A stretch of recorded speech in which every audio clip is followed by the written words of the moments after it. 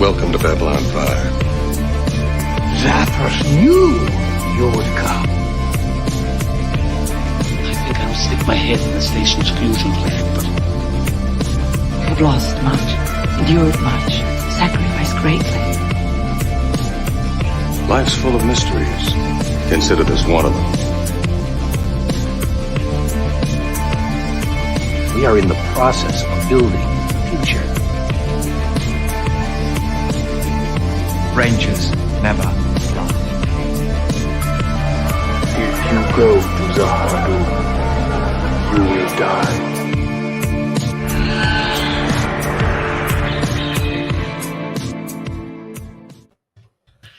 How's everyone doing out there today in Babylon 5 world? How's everyone having a great day? How's your Monday? How are you treating? How are you doing, chat?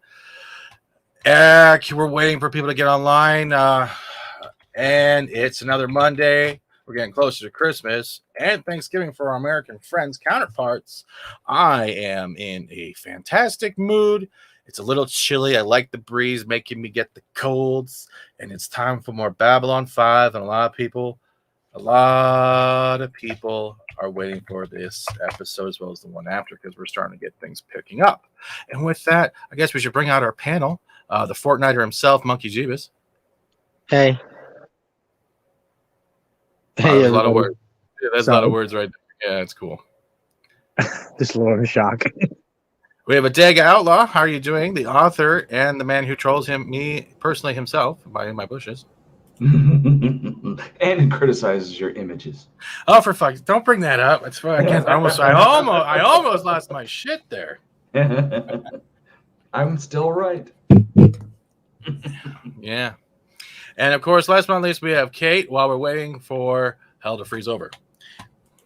Hello. That was the baddest insult I can. That was the baddest wording I've ever said in my life. I'm so bad. I reject that one. Sorry. Here we have Kate. Hi. There we go. But with that, we are waiting for Keith. He is having internet problems. So as soon as we figure that out, he figures out how to get the internet to hook up to his campfire for smoke signals. He'll pop in. Script and Tickle cannot join us today because they are late. And that's about it. But yeah, let's go say hello to the chat because we do have an announcement today. We got 9 people in here already. Depending how things go, it might be shorter than usual today.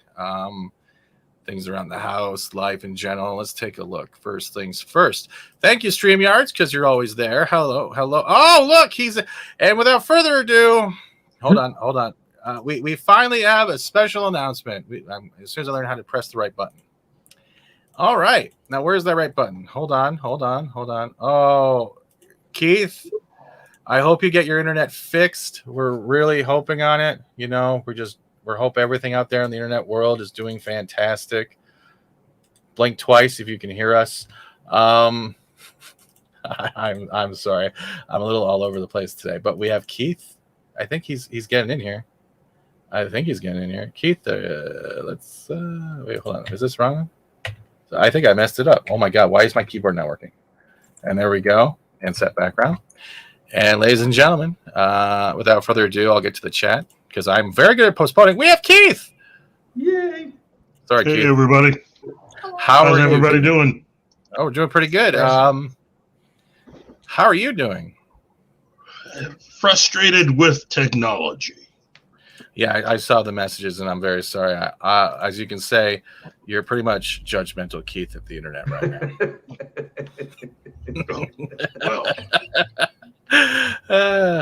But let's get back to the chat.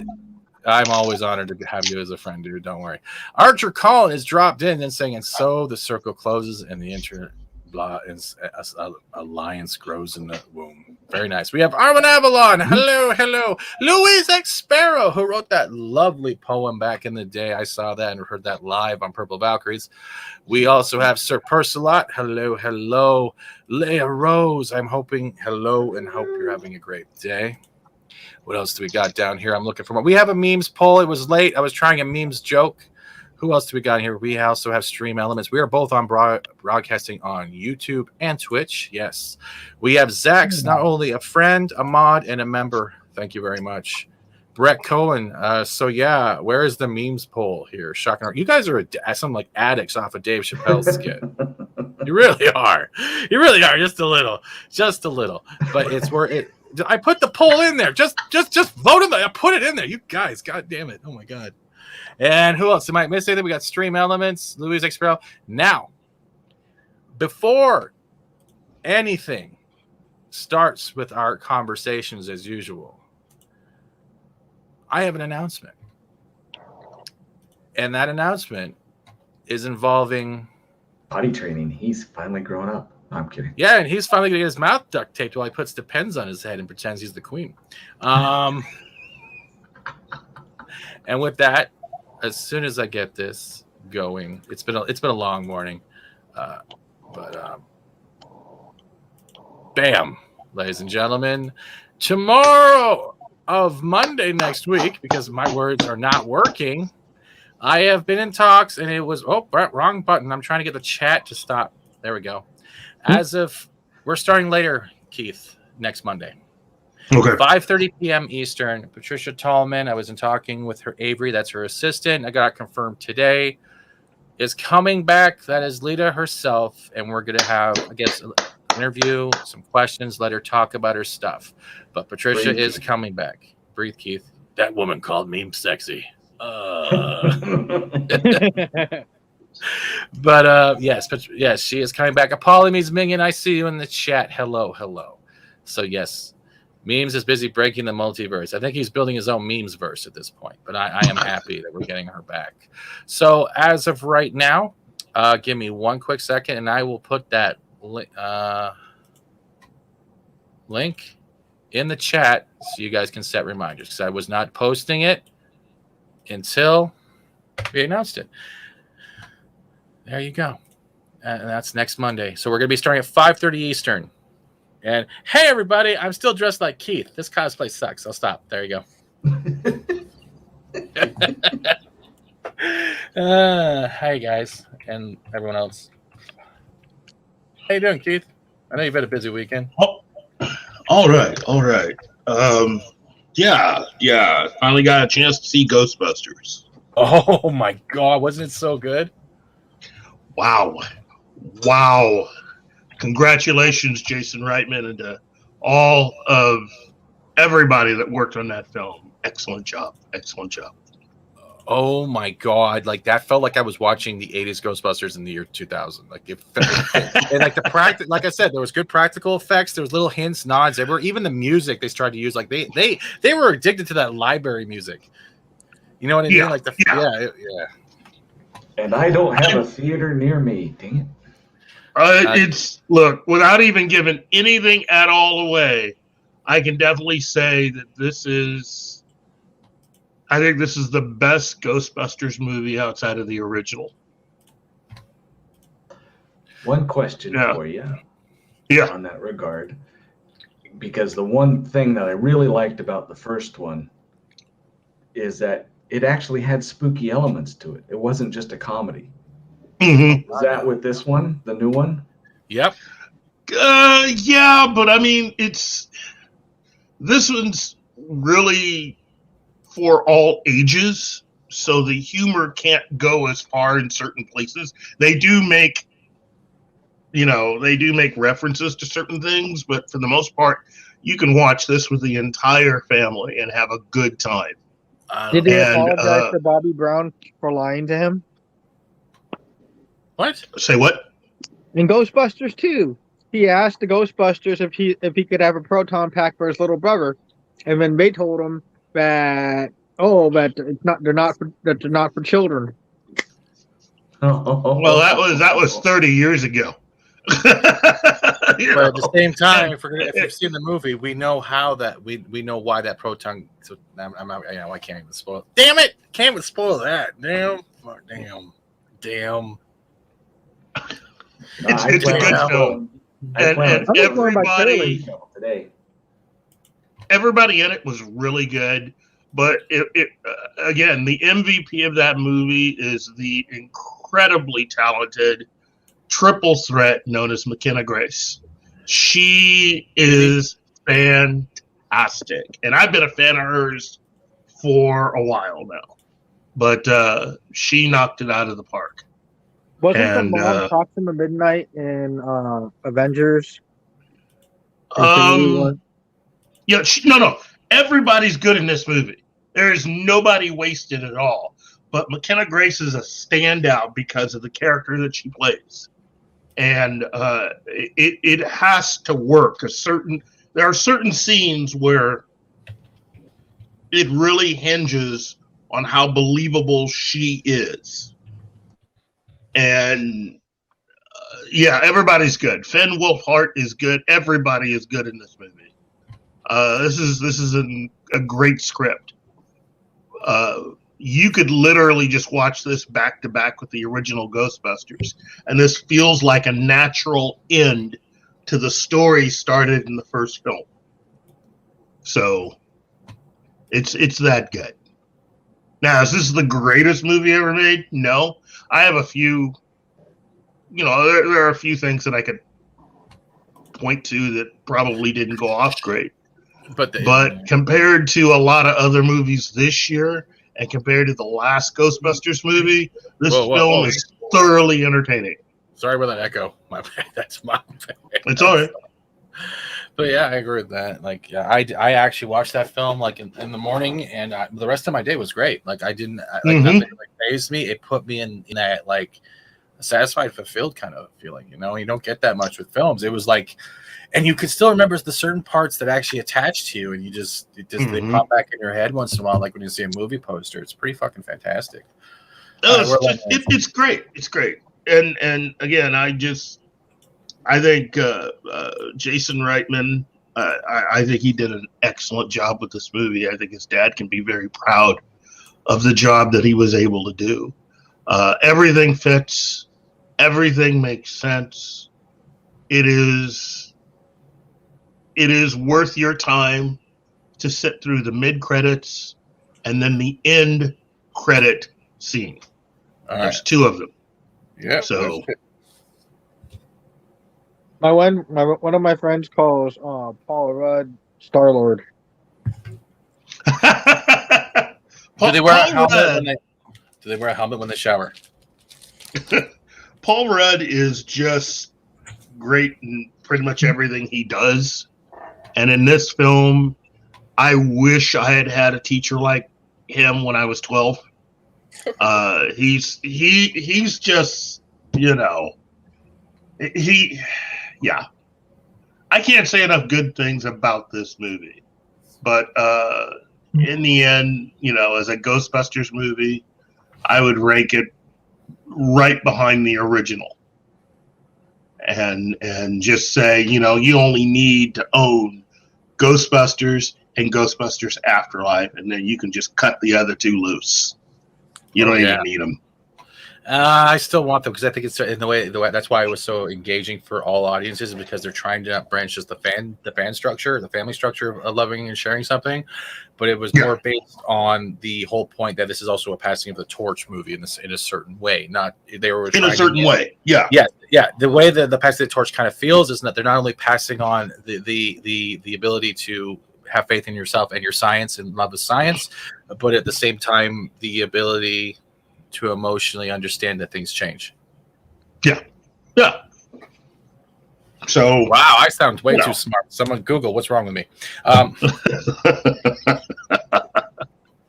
It's a good movie. I give it one of my highest recommendations of the year. I mean, this film is definitely in my top 5, probably top 3 of this year. So. Yeah. Not many came out. All right, now that we've talked about Ghostbusters 5, let's get into Babylon 5, and we are at a War Without End Part 2. Yeah, I know we ended on a cliffhanger. Hey, they did that to us every summer. Screw it. And who wants to? What? Zathras. I will mute you if you're going to say Zathras the whole hour and a half. I don't care right now. I don't care no more. But yeah, where do we want to start with this? Because we're picking up, and it's been like one giant time jump after another lately. Well, I mean, we could start it right at where, let's see, with the disappearance of Captain Sheridan and where he goes. He went in the future, like, what was it, 30 years, 30, 40 years? No, it wasn't 30 years in the future. No, 10, 20, 10. Yeah, okay. 17. 17. Yeah. My math is off today. And again, as I was saying last week, I think that is important for more than one reason. You're getting a glimpse of the future, and this is still well within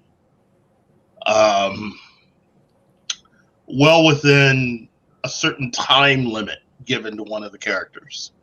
And I think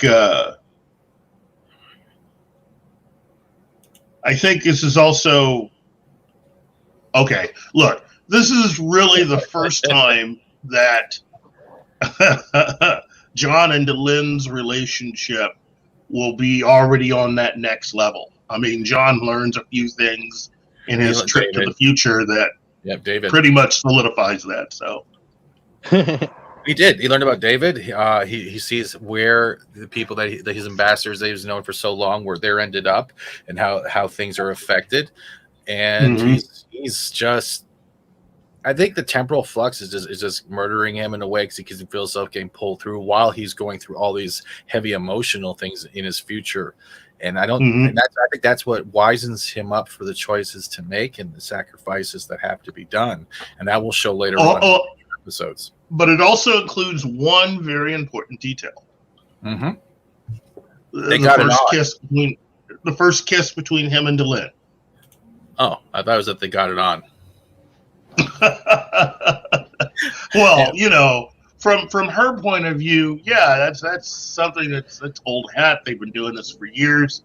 But from John's point of view, I don't think he's ever kissed Delenn before, and he kisses her here. It also shows us something that means that they filmed this episode after one that they already had. Not necessarily. Crystal Not ball. necessarily. Oh, what do you think they inserted it after they shot that episode? No, it's part. This goes right to the way that entire production was. Everybody that worked on it were really good at keeping secrets, track of where they were, keeping excellent records, making sure that everything fit a certain way. The costumers would take Polaroids. Mm-hmm. These are people that were paying attention, and to have someone, you know, like J. Michael Straczynski, who they do it anyway because it has to match because you work throughout the week. Yeah, and as far as future stuff goes, it all fits. I mean, what Londo is wearing fits the prediction given by the seer. Yeah. We see that, but it also proves that Londo is still his conniving self within this, because we eventually get to see him interacting with him, but with that creature that is now unseen because it's intoxicated by Londo's drinking habits. So all those years paid off, and it's showing that. Well, this is his penance. Yeah. I mean, I think in the end, this is his penance, and we're able to see. You know, this is the burden that he has to. This is the price he pays for not heeding sooner. And I want to say more, but it gives too much away, especially of the ending. But what you saw with Londo, you're meant to think that it's in many ways he's what he was or what he's becoming.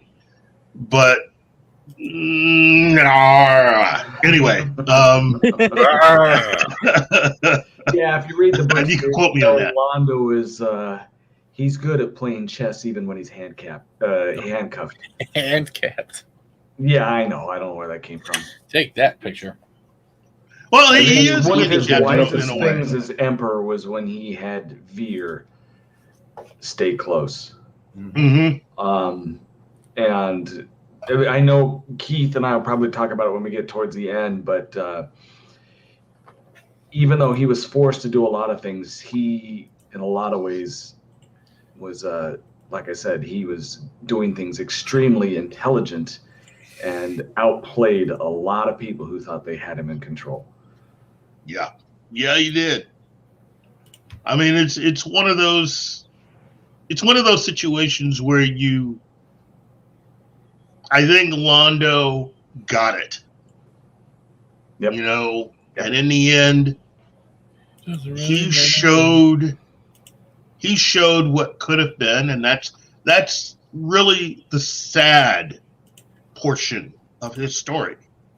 For what could have been if he had heeded all the warnings earlier. You know, so it also gave us a little clue of something was going on in the future with another one of his relationships. We're like, "Are you there, my old friend?" And yes. Who do we see? We see a future Jakar, and save the eye that does not see. But we also see a future that has not been untold, or hasn't been told yet. Untold. But yeah, it's great because you're like, what does that mean? Why are they friends? What does old friend mean? And then you're wondering what has happened in between those time jumps. Mm-hmm. Well, I mean, like with anything else, I mean, if who you were 17 years ago were to jump ahead into your life right now, he'd be with no preamble, no preparation, and just randomly appear, do you think your past self would get it? You know, I would hope my past self from that won't be on ecstasy, just coming out of a nightclub dressed like a fucking raver. What the hell is that? Oh my god! Why is he holding glow sticks? No, go put him back in the dark.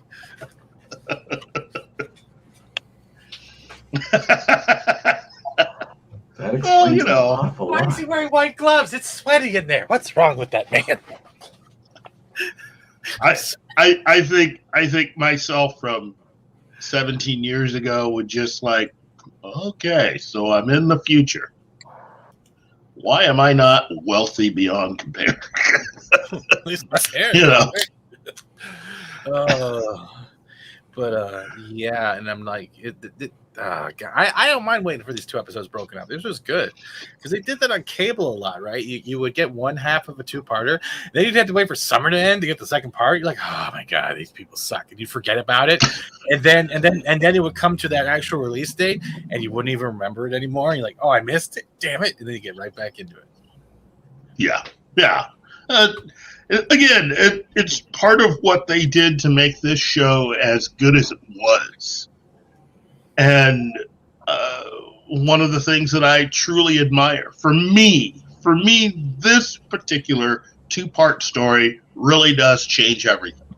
Because once you come out the other side of this episode, things are pretty much different. You know, again, for John Sheridan, they're really different.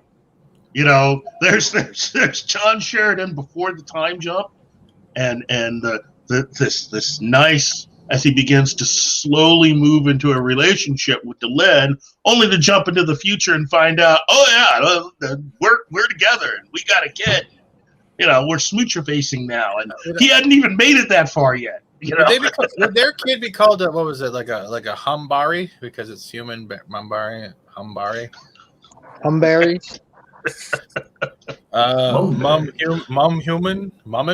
Did you call him a mummin? What are you? I'm a mummin. No, Memon. It'd be a Memon. No, Memon's too close. No, Memon. I don't know. I'm done. Okay, yeah. Give me back. I could. Moomin. Moon pie. Gollum. Gollum? Wow, I figured. Just some strange creature. Anyway, so John is caught up in trying to understand. Well, first of all, welcome to the future by getting kicked several times in the ribs. Wasn't it? Yeah. So, and being sentenced to death. But before by death, someone. Yeah. Oh, well, hey, he wasn't sentenced to Ruru, so he's good. But,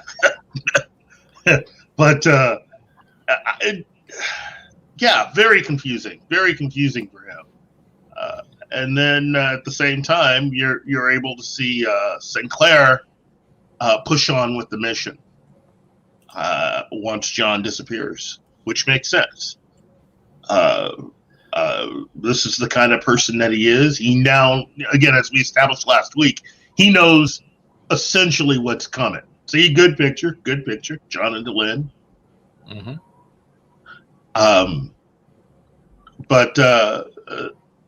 Sinclair is he knows what's coming, and he knows how important it is to make sure everything goes off, or else it could mean that the galaxy itself will never recover. So that's pretty much it. It would affect the things on a wider scale. Mm-hmm.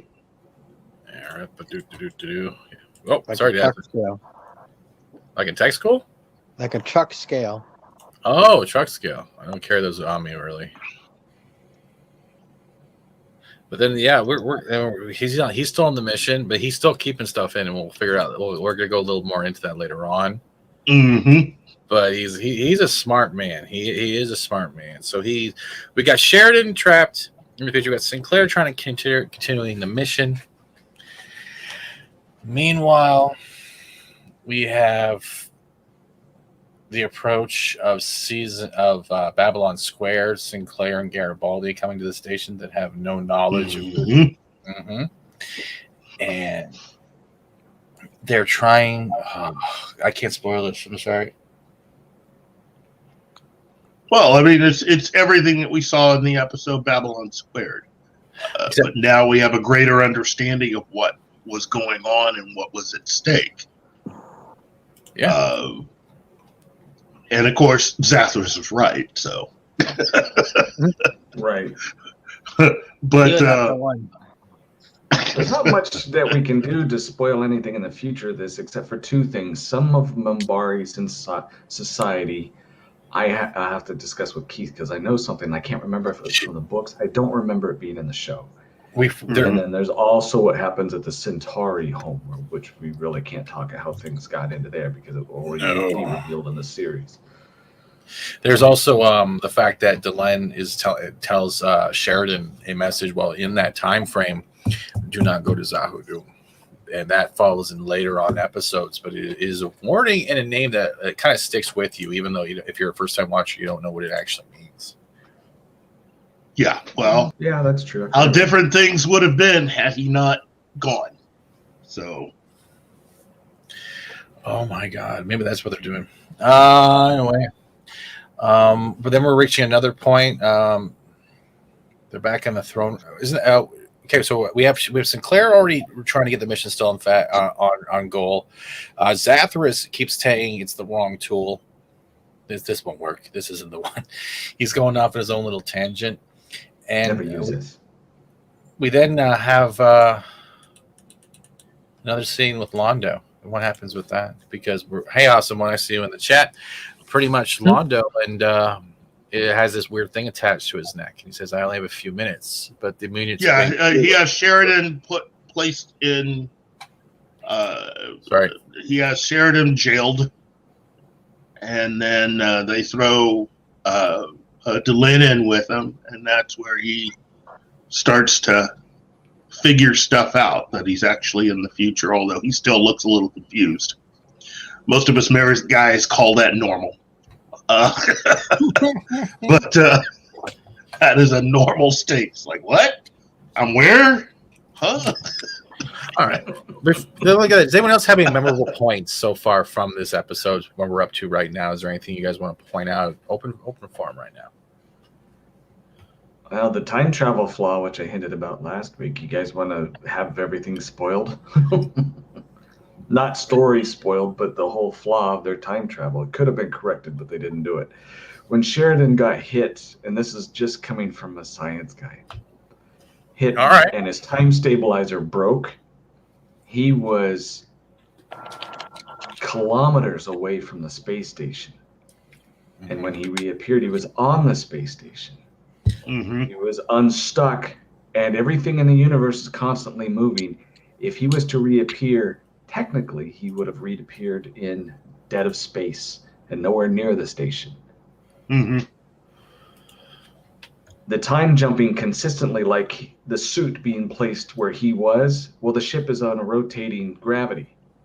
For him to reappear in the suit, that's like firing. That's like firing a bullet while riding a horse at a target. Are you facing the target, or is the rifle over your shoulder and you're doing it blank eye? Well, no matter what, the target's moving too. So I'm out on that one. Yeah, so that always stuck in my mind as, you know what, this is one of those ones where you just have to accept the story for what it is because it's a good story. But when it came to that, I would have rewritten it to where it actually made sense. The acting was good too. Like, it was really good. Zathras was literally my favorite through this. I don't care. Zathras, as much he sounds like a guy. When we get to that point, it kind of makes sense why his verbalage is the way it is, why his mind is the way it is, and he's always outspoken in that weird way. Like, George wants to dunk, Jimmy likes the basketball. That's a Seinfeld reference, if you know what I'm talking about. But yeah, it's just, I love Zathras in this. I do. I love Zathras. It's a hard character not to like. Yeah. Much protein. I mean, sorry. There are times that everybody has, times at their jobs when you do feel like Zathras, always having to do stuff. Nobody wants to listen to you, That's the way I feel sometimes at my job. So you're a dad, right? I'm sorry, Gary. Oh, yeah. Okay, you feel that way. But I mean, but I also at work, I'll say, hey, I wouldn't really do that. I do it a different way. And then they screw it up, and the boss gets mad at everybody, and I'm the guy going, yeah, but I told you to, no matter, okay. Mountain So Listen quickly slips in with greetings, Fat Steven, and fellow nerds. Hashtag vote Clark 2020 2262. He did nothing wrong. Will you stop with your propaganda? It's been months. Just draw me a billboard next time, all right? Just draw me a billboard. Tag me on Twitter, and I will never show it. There was no option for When the Stars Burn Out for Meme's arrival, so I'm going with 10 years. Well, I only wanted... Yeah, I was lazy. I only wanted 3 options in there. I'm sorry. You can wait next week for a better poll, because everyone's complaining in the chat. Where's the poll? I was expecting a poll. Where's the memes poll? I'm like, okay. I'm not kidding either. I'm not. It's like, oh my God. Zathras was hardworking, loyal, trustworthy, a bit of a complainer, but he does to get the job done. That is true. And greetings to Dig Outlaw. All right, get back on track. I'm a little mumbly today. Nothing wrong with that. Asthma. It's not Fathras. What the hell? Fathras. Fathras needs more Crisco. I'm sorry. I'm judging myself now. But yeah, let's get back into the subject. Okay, so did anyone else have any good points to add that they liked about this so far? Come on, I feel like I'm the only one talking. Technically, and this is getting into stuff that is off of the show material. I mean, it doesn't come from the show material. It comes from the comics. Go for it. There are 2 Babylon 4s at this time. Yeah, you're right. The one that's there and the one that's in time, right? No. The Babylon 4 survives the war that it gets taken back to 1,000 years, and it is still in existence 1,000 years later. And in the comics, Sheridan and Delenn and a few others, they go and find it because there's some funny business going on and some aliens are taking charge of it. Wait. So in the comics, the Babylon 4 is still in present day, 1,000 years older, in the same area where it was taken as this station? No, it was moved and hidden. Oh, no one saw it. They kept it hidden from the shadows, and in the process of it being hidden, some alien race, after it was abandoned, came in and made it home. The whole story was about them, Sheridan, them thinking they had ownership of it, and coming to the conclusion that, well, ultimately, these people have been here a long time. They should keep it. Well, they need it. That's still crazy, though. That's also very enjoyable and crazy.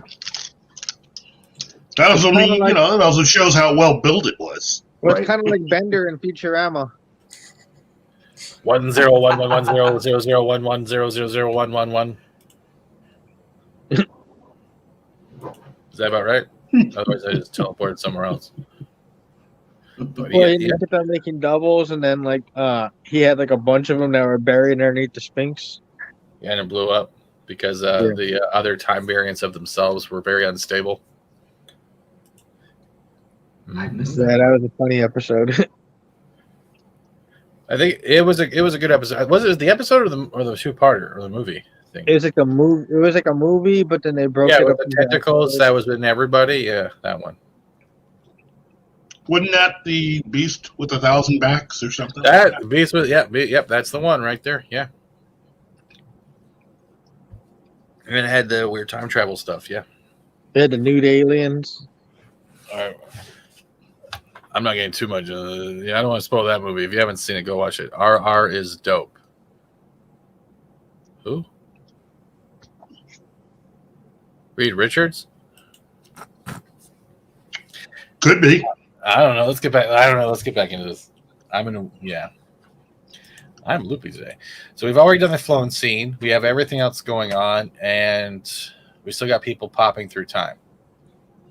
And we can't forget Ivanova working to create the fusion overload.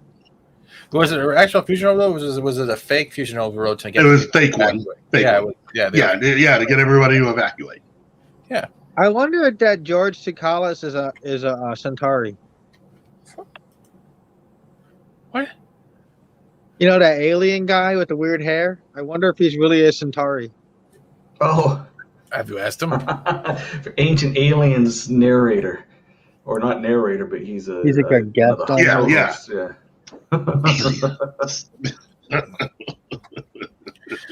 He might be Centauri. He's a He just might be. laying the groundwork for the Centauri invasion. Oh yeah, Look, this would be a prequel to Babylon 5. So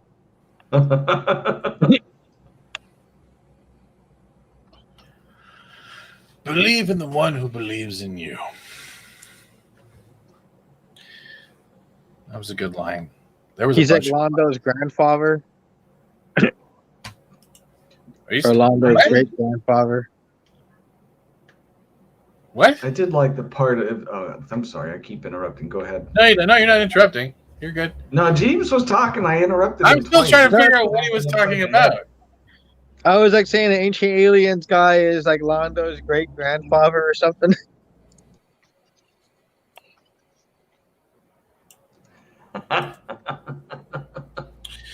Okay. It was Spender's big score. Thank you, Kim, for jumping in there and calling me boomers. That's cool. It's Keith's fault. So I have to call him Gary. Oh, jeez.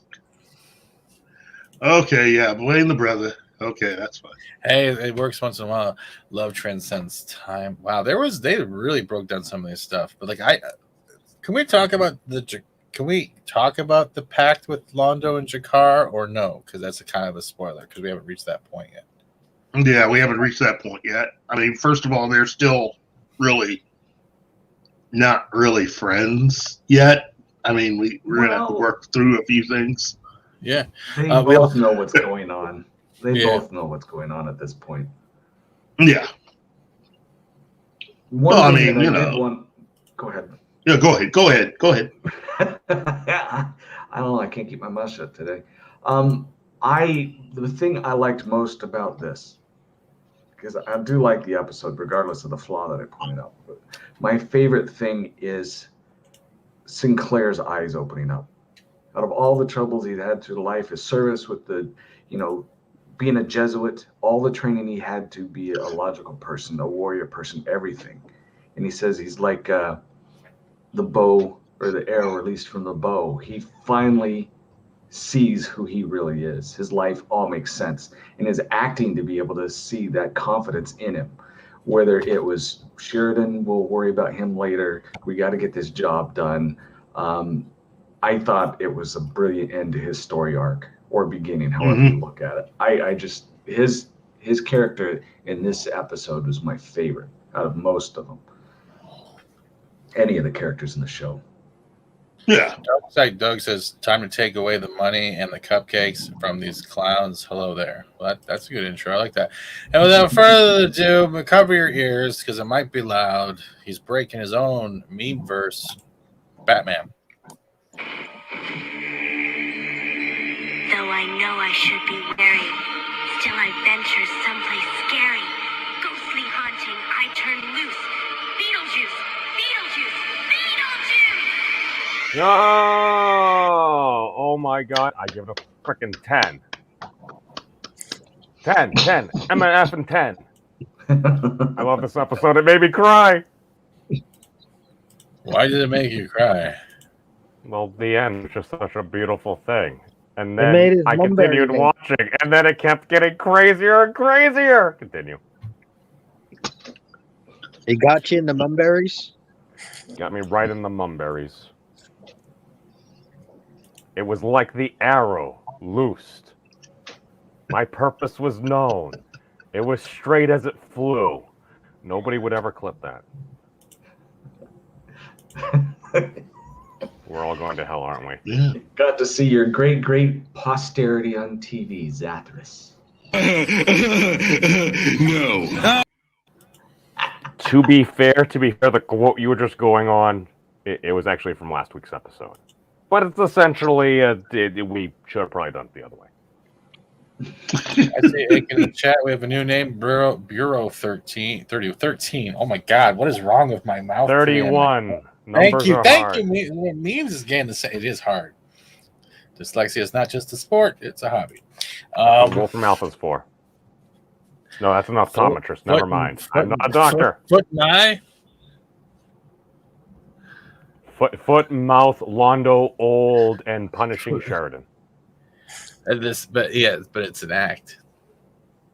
Yeah, well, it's partially an act. Well, it doesn't care what I do as long as I do it. Doug asks, memes, this is for you. Doug asks, is a mumberry better than a dingleberry? Everything's You better can neither than a confirm dingleberry. nor deny that. I would say it depends upon the picker. Shit. Phantom Outsider has an interesting. I'll get 1 second. Oh, Archer Collins says, Pat Steven, the one thing that always sticks out for me is when we see the throne room scene. Even though Sheridan isn't there, yet it's supposed to be his time jump. I guess they were showing more to come, like building a lair. And Phantom Outsiders, is this the one? Yeah. Just remember, Delenn was a descendant of Valen, so Sinclair was Delenn's great-great-great-great-grandpa or uncle, lol. That's where I was gonna get with you, Keith. Was that? I don't remember it being in any of the episodes, but I do remember information about that. Not just Delenn, but what his genetic code did to all of the Minbari. Yeah. We're all entangled. And again, that's the reason why when they scanned him, why they had to stop the war. Of course, from their point of view, it looked like we humans were becoming more like Minbari instead of the other way around. So I'm gonna write it in the private chat just so I don't. So it was all a scam. Scam. That is a harsh way of putting it. Everything is true from a certain point of view. Oh, come on. Please don't quote Star Wars books. No, I mean, it's not like anybody would ever, I don't know, maybe kiss their sister or great-great-great-grand. Oh, this is why Sheridan needed to like Delenn, because otherwise it would have been awkward. Wait a minute, I got 2 for this one. Memes, first of all, brilliantly done that you're doing a Family Guy joke still and continuing the trend. And the second one is, why are we talking about the Osmonds? See, I bridged the generational gap of jokes because Keith's lost it on both of them. And there's the deck. Wait. You have a piece of candy. I'm having to check something. Futurama. I was picturing the episode where Fry went back and did his own grandmother so he could be born. What? Wait, he was a donor? Oh, that was like $300. Keith, stop shaking your head, man. You're making me feel judgmental. Like, it's really hard on me when I have to stare at this all the time. Yeah, and you got old Londo staring at you too. Yeah, he's staring somewhere, but the moon just cracked out. Oh, that's judgmental, Londo. Hey, we got Cubus in the chat. Cuber in the chat. Cubus. Where's your name? There it is. How you doing? Great mod for T-shirt historian. Helps me out a lot. Much appreciated, brother. And then we see Aiken popping in with the yip. Oh, we got bears, we got wolves, we got a full crew. We got an Arwen. We have yet to see an Arwen's owl, taco, or sausage. Dude, are you done? Yeah, I'm sorry. Do you like Cubus? Snorter poop is Cubus. It worked. I thought it worked better. You know, it just popped out of my head. Fat Steven. Personal says Fat Steven Skull scanning is the only nice term for a probing. That's what you apologize after? I'm sorry. Now, I mean, to be fair, I mean, that sounds like a valid medical procedure. Again, consent matters.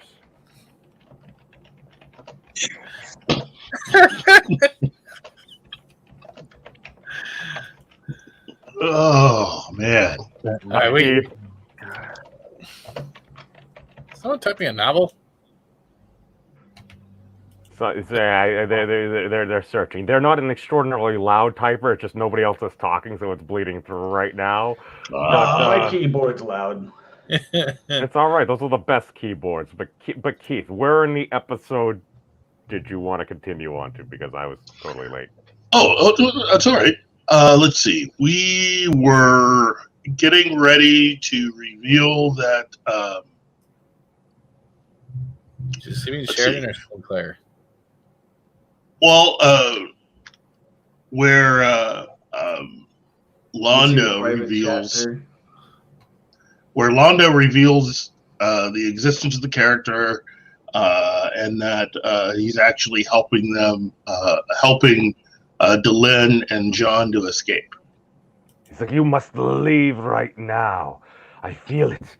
It's waking up. Oh, this is such a great scene. It is so freaking good. Just because, I mean, Londo, he said it was going to happen. He didn't say the exact context, but it's like it is. Yes, his life ends exactly how he said it would. Yeah. Well, I mean, his people have. I think they really do have a minor power prophecy, the ability to be able to see the future a little bit. Go ahead. Some greater than others. Right. Well, this is the interesting thing, because a lot of times we only saw, like, maybe, sorry to cut you off, but a Centauri telepath here or there, maybe in the future a little bit, but it does seem like the Centauri seem to have some innate. They have like a dream and they have a vision. They don't necessarily know what it means, and then at one point it comes down to, what was it? He had the former emperor, like his wife or something, that comes by because she was exceptionally good at basically just getting these predictions from like seeing it. So I do think you're absolutely right in the Centauri. That is kind of one of their things that they do. Mm-hmm. So let's see. So yeah. So they escape. John eventually finds himself coming back to normal time, enough for the now device to be there. But yes. I wanted to quickly quote something that came from Zathras. Nobody listens. Quiet mad, they say. It is good that Zathras does not mind. He has even come to like it. I love that. I love it. I love it so much. Zathras is used to being beast of burning, but it is good. Zathras comes to like it. Yes. If he sounded like Gur, though, I'd be kind of thrown off. I don't have my Doom thing up.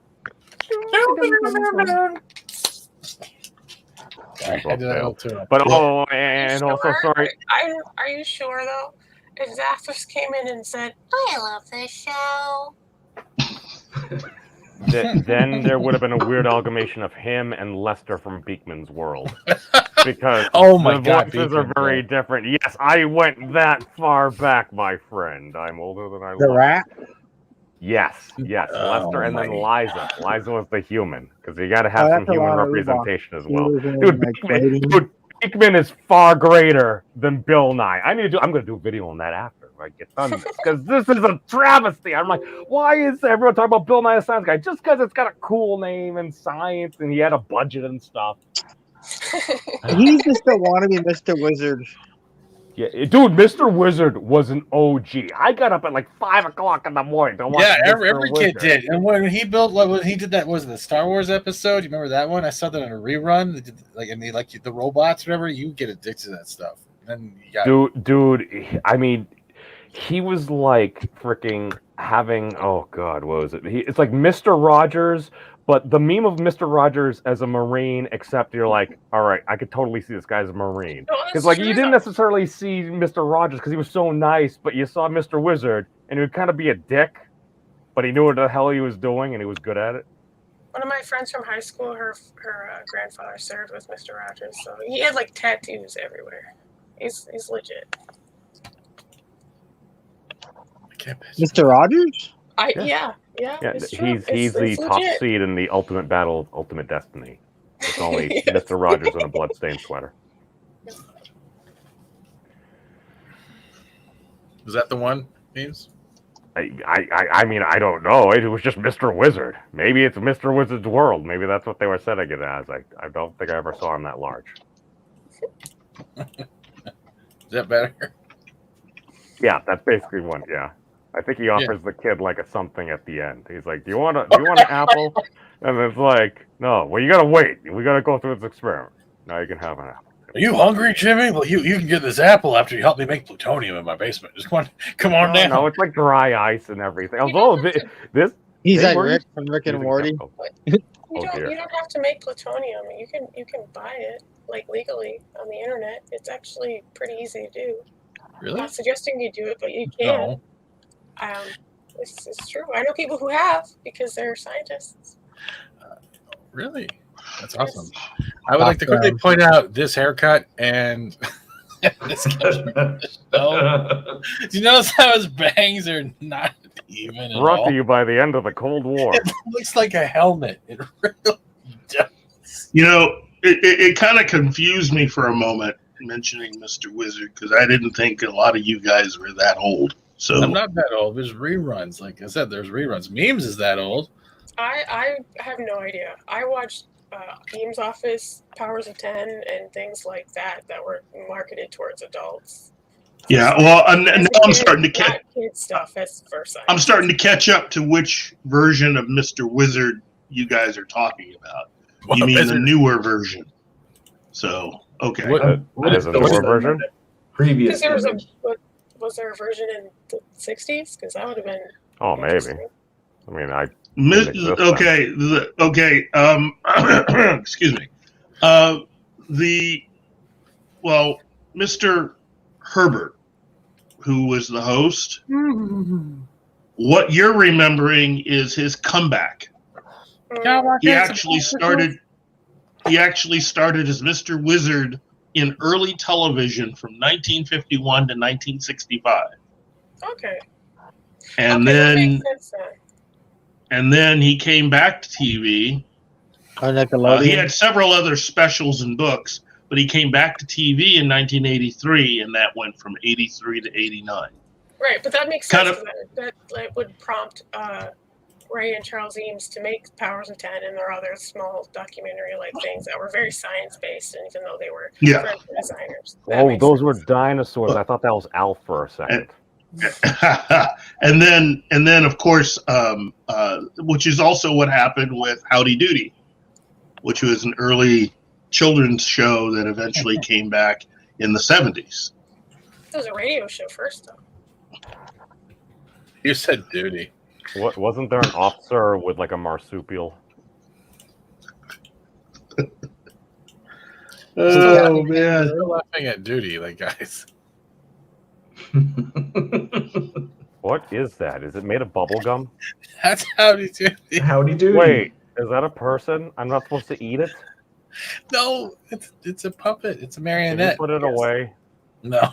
Is it scaring you? I mean, it's just Actually, yes, I think it is. Of all the things in the world, that thing is creeping me out. It looks like bubble gum. I feel like I'm just supposed to chew, and you're telling me I'm not supposed to chew it? That just Hello, that's memes. strange. Okay, I'm hiding. How are you today? It's the same one they use in. Hello, memes. Oh my God, kill it with Isn't he the first disinfectant. one to take Cowabunga? Memes. I can't do the Kilroy, but I can Stop go. ruining my childhood. You want some bubble gum? Come here, Save memes. me, You want some Captain bubble gum? Kangaroo.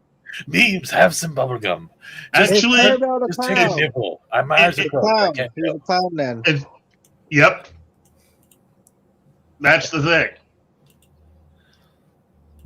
No. Keisha Clowns really don't bother me. I grew up with Ronald McDonald. I associate clowns with hamburgers and stuff. That's just it's Cowboy Chucky. Yes, that's what it is. It's Cowboy Chucky. You know, Chucky. Hey, Chucky kids, just kills what time people is and it? stuff, but Murder. that's Howdy weird. Doody time. Oh my God. Yeah. There's this whole big book on children's programming from that time period. That was some cutthroat stuff. I mean, the conditions that they worked on and the shows that they had.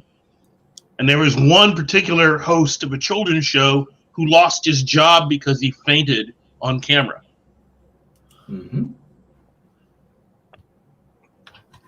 And then this is Buffalo Bob. He ended up having a heart attack and missing several episodes of the show.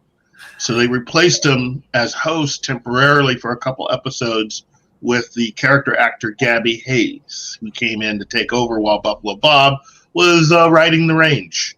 Hey, Lewis. And Buffalo Bob eventually came back, mainly because turns out he's also the voice of Howdy Doody, in case you didn't know. Oh, so they had to get him back. Yeah. Oh, okay. Wait. Hold on. He owned the show. I mean, it was his idea. He was smart enough to, But when they brought the show back in the 70s, there was a producer who decided to entice everyone with bringing the show back. But instead of doing it in a studio, he had them do it at SeaWorld in Florida. No. And so they brought the show back as sort of like its own SeaWorld type attraction / television show. Those poor porpoises. That's what Bozo the Clown. Keith, do you remember that? Do I remember it? I remember watching a lot of the WGN Bozo stuff, but yeah, I mean, They did a remake. Was it what was the one after Bozo Circus? The later one, was it Bozo Circus as well? Because there was one, I think in the 90s they had one. I think it was like early morning. It was like early. I think it was late 80s, early 90s. Bozo never really went off the air. They kept doing it, and so he was one of those. Bozo was one of those long running shows. I mean, long running shows. He also played Sweet Tooth and Twisted Metal. Except they raised his hair, and I think he had a unfortunate kind of Michael Jackson style thing, apparently. But it didn't horribly hurt him, but just stayed on fire. And Krusty was born. Hey! I need to smoke more. Again, there's a long history of children's programming, and some of it is really kind of cool, and some of it is kind of, in my opinion, dark. The lighting to light those early shows that were in black and white was intense. I mean, intense. You had to wear makeup to be seen. Yes. Have you ever heard of Company Man? I think it's Company Man. It's a channel where they go through different companies and their rise and fall, and they do Nickelodeon, and they actually go into the origins of the word, because it was based on nickel, like the cost of seeing a movie. And then Nickelodeon, I forget exactly that comes from, but it's something. It actually was like a film house or a performance house. Yeah. And it's So how that network came to be and its inspiration is deeply rooted in what you're talking about, and no one knows that because it's like complete crap now. I know that because I went to search Nickelodeon a long time ago, and the first thing that came up wasn't the children's network. It was actually the definition. The little box. It's supposed to be like a little wooden box they used to look into at the projected the picture. Mm-hmm. Those two. But even like silent films, because it was Yeah. Well, that's what eventually, ended up starting all of that. The little Nickelodeon houses, and eventually they became performance theaters as well, which then expanded into movie theaters, and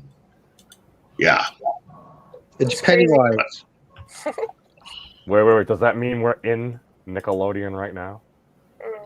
No, we're the next generation. Some of you guys. Well, technically, GIFs are. It's gone full circle. So you had your silent films that were like that, and then it's GIFs that are silent, and it's crazy. Humans are weird like that. We do that all the time. The universal truth number 10. Things tend to go. I was too old by the time Nickelodeon came along. I'm more of a Sesame Street kid, so I had see, this is the thing. This might explain why I am, and contributing reasons again why I'm a furry. You got kids that work. Okay, Sesame Street. Who are many of the protagonists? They have to be furries, severies, this, that, the other thing. It's okay. They're people too. But then I have no idea still to this day how the heck Ren and Stimpy managed to stay on Nickelodeon. Even as a kid, I'm like, I don't think I should be watching this. And have a video game. They were on Much Music first, weren't they?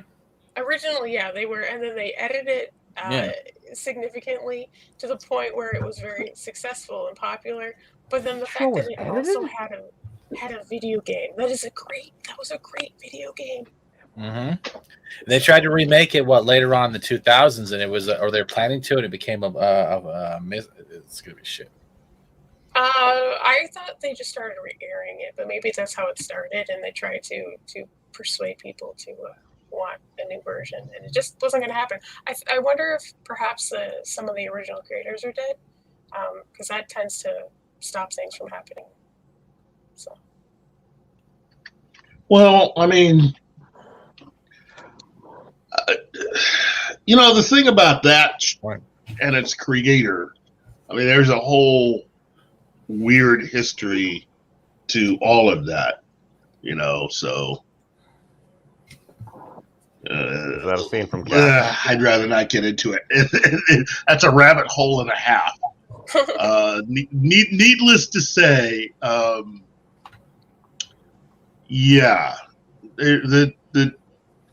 John Kay was someone who really helped to move forward the next generation of animation. I don't know if any of you saw the animated series, The New Adventures of Mighty Mouse. No, I did see the Adventures of Mighty Max. They made Mighty Mouse. I've seen the original Mighty Mouse, and I don't know if there's New Adventures. CBS television brought Mighty Mouse to Saturday morning animation. And the thing about it was who they had doing it. Mighty Mouse was an older IP, from the 1940s. So having that character come into your Saturday morning home with brand new animated adventures was amazing. Except it was let's see how would I they changed it too much, didn't they? It just seemed because I feel like I watched one episode or something of that, and just started watching it, and I'm just like not getting the old Mighty Mouse vibe, and just that was what I was looking for. Well, it was who they hired to bring it in, which was Ralph Bakshi. Oh, I see those. Those aren't good. I don't know if I can play that at Dago fully. That's crazy. And that one animated series I wasn't expecting had an effect on all animation that came after that. I think you can draw, like, if you were to say that one project could be sort of like the project to spawn the future of animation, The Simpsons, Ren and Stimpy, Batman the Animated Series, and quite a few other. Say what? When you say Ren and Stimpy, cinnamon powdered toast man always kicks. There's a powdered toast man. We couldn't infringe upon copyright. Well, we've seen you just sing the log. Sorry. That show spawned a whole lot of other shows, and even Family Guy, I should say. The humor that they got away with on Saturday morning for this show, I mean, it's some biting stuff. Come on, the close-ups on the butts when they're wiggling, or like you get the skin and it has like lint hair and bubble gum and weird crap. Happy, joy. He's just like thumping his like cheeks and everything, and then Ren beats the crap out of like the happy. But that's John Kay. John Kay was He likes. He was Ralph Bakshi had the entire thing, but John Kay ran it, okay, along with several other people who would become animators and creators in their own right, okay? So this show was running just a few years before, let's see, so this was 87, 88. So in the immediate aftermath of this show, two of the guys that worked on this show under John Kay created Batman the Animated Series. And there are several... Say what? Paul Dini and Bruce Timm? Yeah. And then, when the show wasn't renewed, John Kay goes off and creates Ren and Stimpy. And then that leads to all this other stuff, Simpsons, that leads to eventually Family Guy, that leads to all that stuff. And it's all from this one animated show by the guy who basically was known for doing certain types of animated stuff that is not easily associated with Saturday morning. So we did like Fritz the Cat. Yeah, the guy behind Fritz the Cat and Wizards and American Pop and Heavy Traffic and Cool World was asked by CBS to make a Saturday morning cartoon. And my brother and I are always amazed. It's like, oh, this is stealing money for this dude. I mean, Then again. It's the shiny red candy-like button. Then again, it's not the first time that somebody asked somebody that's not known for doing children's friendly type entertainment to come in and make shows for kids. So, Richard Pryor did his own children's show, and Pee Wee Herman. Look, if you know what the Broadway original Pee Wee Herman show was. Oh, it's dirty. Oh, God. It was made for adults. And he got his own Saturday morning show. It's like, okay. I mean, wow. Yeah. Interesting times. Anyway, let's get back to the show. I like this episode, but I want to bring a quick picture in before we start talking about the Judge series or some other weird shit. We got in rabbit holes. It's fantastic. But that was kind of small. Oh God, Mike Tyson's back. Someone get the fly swatter. Mike Tyson's back. Get the fly swatter. Hey Mike, how you doing today? You doing all right, Mike? Are you the champ, Mike? Are you the champ? I woke up. I wanted some coffee. I couldn't find any coffee this morning. Had to grind the beans, but I couldn't chew them up that much, because I'm not much. I don't eat. Good morning. The champ knows this channel exists. Yeah. Thank you, memes, for that lovely tag last week. Who's he-ing? Is that Tega? Yep. You went full Michael Jackson. Sorry. It's okay. It's like the keyboard elves invaded my channel.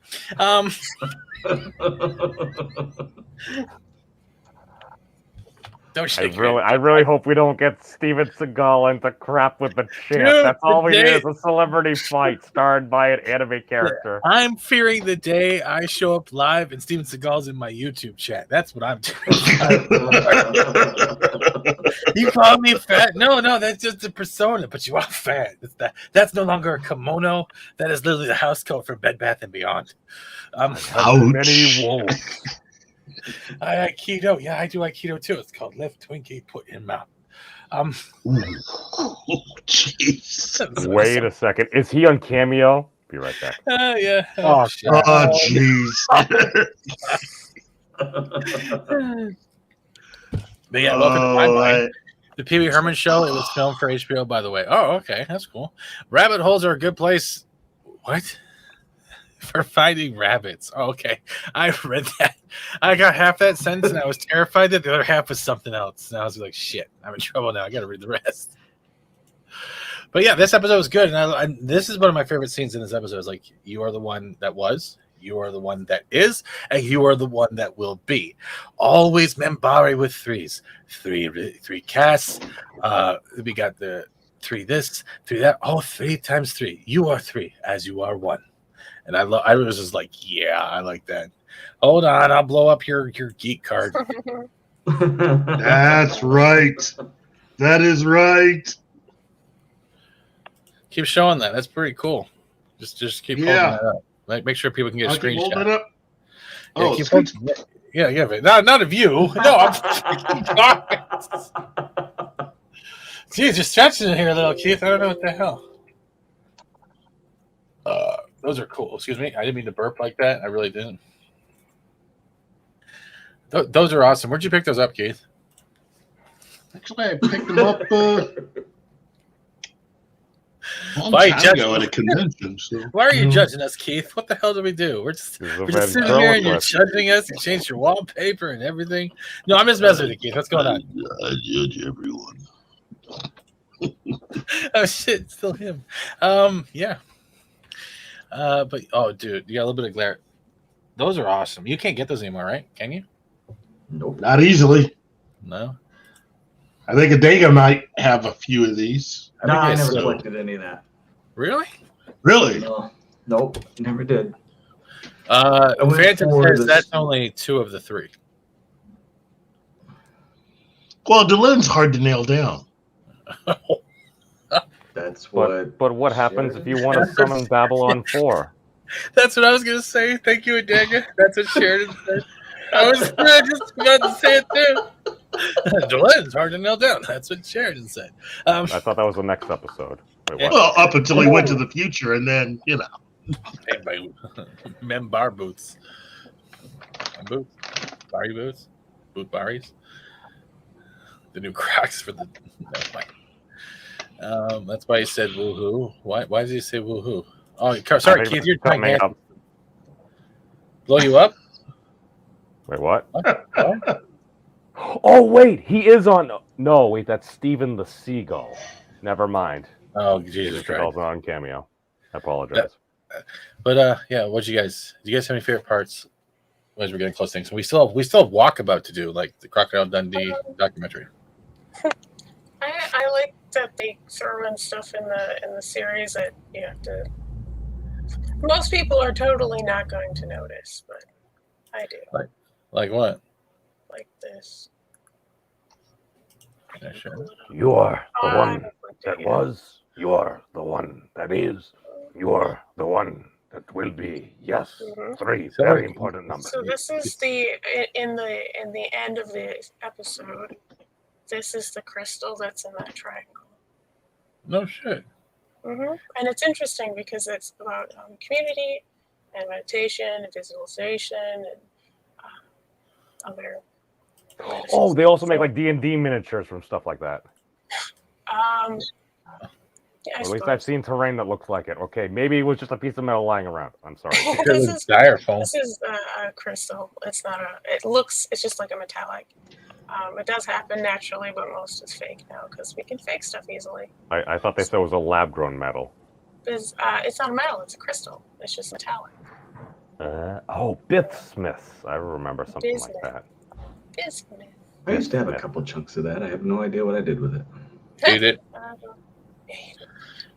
But yeah, it's very thoughtful how much they use these small details, but I doubt most people notice. I didn't even notice that. Oh no, I was like, oh, I remember that machine. I didn't even look at the crystals. That's brilliant eye candy picking right They there. may have noticed the Starbucks cup. That's not no show. That's a failure on the set hands, though. You got to be wary of those cup drinkers. Not something that's. Thank God I drink out of a mason. Sorry about that, Kate. Go ahead. It's fine. But that's cool though. I didn't even. So wait, that's a metal crystal. It's not metal. It's crystal. But it looks like metal. Oh, okay. Yeah, So it's metallic. It's a crystal that has metallic properties. Now that you mentioned it, at some point, okay, I do remember kind of seeing something. I'm like, oh, they got a lot of nice, cool things. I didn't spend the time to look at what it was. Well, I already knew what it was. That's the difference. Okay, well, you're smart. I'm a nerd. Lewis I like Cox. witchcraft. Sorry, I keep doing that. My mouth and timing is not working today at all. Lewis Clocks quickly says, also, it is interesting that in the future of Babylon 5, some point Babylon 4 will come back. I believe I could be wrong. That's what we're talking about, Lewis. These are the episodes and everything. Oh, my favorite part is at the end. It's like the Mollari come along and they're like, what the heck is this? Well, they wouldn't have believed it if it was a human. All of a sudden, it's like, you go, oh my God, he went super Mollari. He's got the moral answer. He's like, my name is Balin. We have much work to do. It's like, oh my God, how the heck do you get a bigger entrance than that? My God. Easily, you forgot one other thing, though, is the fact that there was a saying going on that 1,000 years ago, Membari souls started being reincarnated in human souls, and we never knew why. Membari, not of Membari. So Sinclair is that dude in the middle. He drank all his Mollari juice. No, he used the same device that Delenn found 1,000 years later. Yeah, the twinkle crystal thingy. Yeah, the Barbie's play pyramid. Yeah, the thing that you spin around like 3 times and say, bloody Mollari, I'm a Mollari. You're crossing like 3 different generations of stuff here now. I apologize to like 87 different communities. Balin was a Humbari. Yeah, he was a Humbari. That scene was cool, though. I like that because they actually have Volans that we usually haven't really been shown their energy form depending on what race is looking at them. But I did like that because it shows right then and there that he has the cards to play. Vorlons don't do that for anybody. The dude shows up out of nowhere with a space station that you absolutely need, and he's got Vorlons that have literally come out. It's like, what the hell else are you going to say? It's like, yes, sir. That would be my response. Yeah. In Balin's name. Again. Yeah. I wonder. Go ahead. I'm curious how they picked the name because it's like either Valentine derived or Sanskrit derived. But the Sanskrit one doesn't make any sense because it means he has a tail, like a monkey. No, I thought humans had tails. I don't know. That's just kind of funny to me. It's like I'm not entirely sure where they were coming up with that. So there's many options. Mm-hmm. Kubert quickly jumps in with things you never asked. Bismuth is a post-transition metal and one of the pinoctogens with chemical properties resembling its lighter group 15 siblings, arsenic and antimony. Gee, thanks, Mr. Wizard. He tied it in. Yeah, he did. Did I get it right? It's a scrollback. Throwback. Why did I say scrollback? Stop touching me. Phantom outside. What odd is Sinclair went through? How odd is Sinclair went through metamorphosis way faster than Delenn did? Well, we don't know how much time passed in between and whether or not you can modify the device, right? When Delenn used it, it was 1,000 years old. Is this is the same one but younger, right? Or is it the same one just constantly? Like it had to be built somewhat. It's one of the 3 triluminaries. Yeah. And crystal device. And it was from Epsilon 3. So that makes sense. But yeah, this episode we gets a 9. Does this mean Delenn's dad is hiding a whole bunch of other powerful artifacts? If I were to rate this episode, I would say this is, for me, a 10. Mm-hmm. Next on the list? I'd say 10 also. I like that they do the time warp again. Dr. Frankenfurter? I give it a 9 simply because of the one issue with the time stabilizer thing that I mentioned earlier. Other than that, it would be a 10. I'll give it a go. What about you, Jeebus, down there while playing Fortnite? Wait, you get a 10, so we got 2 10s from me and Jeebus, and the rest of us are 9s, right? I said 10. I think Keith said 10. I said 10 also. Oh, okay. Well, sorry, Keith. I ignore you most of the Math is hard. Keith, so we got 4 10s and 2 9s. It's almost a full. That's almost a perfect set. That's proof. It's good. And with that, we're on to the next episode, which kind of is actually pretty cool because it gets one type of title, but turns out to be more than just that. And I think both storylines coincide each other pretty well in the way it's gone throughout the episode. You know what I mean? And that's called Walkabout. It's also a term when you put everything behind and you just go on a walk of finding oneself as well as your thoughts. Or did I get Walkabout wrong too? No, I think you got it. Yeah, I think you got it. Yeah. Aborigine thing. Oh no, I just remember the term from Crocodile Dundee. That's going on a walkabout today. Yeah, that's pretty much remember that line. Is on a walkabout? They got dropped there. And that was like that right before the final scene in the movie where he went on a walkabout and she's hunting him down across New York. Eventually, it comes to that subway scene where it's packed across the board and people are passing the messages down and forth through the crowds. My cousin was in Crocodile Dundee. Really? The kid with the balloon for like 3 seconds. That's not too bad. That's 3 seconds of showtime. But we're not getting a replacement on the station. Another Kosh is into the field. Sorry, go ahead. Or mountains. I think you'll have to correct me if I'm wrong, but isn't this guy's name Elkesh? Kosh. We are all Kosh. No, he actually has a name, but they do. But they do. Kosh, like the first Kosh, had a full name too, and they tell you that. And as I've asked before, if it was a suffix. Like I think Kosh is like the formal. Yeah, I think it's a title. I don't, or like a suffix. Like I am not a big fan of BDSM Kosh. Yeah, but I'm thinking this one's actual Vorlon name is Elkesh, but. Mm-hmm. But it's like Kosh Elkesh kind of thing, and they did that with the first one too. Like they did tell you it at one point. It's just very much in passing. There's Kosh on an echo over. Oh, it's not like Zathras and Zathras. I like the reference to Swedish meatballs. That was a good one. Yeah, of course I picked up the food before someone says it. Come on, that was good. Wrong one. It was a good fight. You even got the whatever delicacy. Believe it or not, this is actually a human treat. Every being and a culture seems to have them. They call these Swedish meatballs. Oh, he's very happy. Storpoo says it's Oshkosh by gosh. Of course it is. The puns are out today. Don't mind the mummy bears. Moment here and there and everywhere. Blueberries are They don't tend to care. They're the gummy. I like that song. They're the Membari Bears. All right. Membari Bears. Oh, God, don't put that theme song in my head. Because they're literally the whole episode is them bouncing around on their butts. That's the gummy berry juice. Yes, yes. I mean, that didn't inspire anything. Yeah.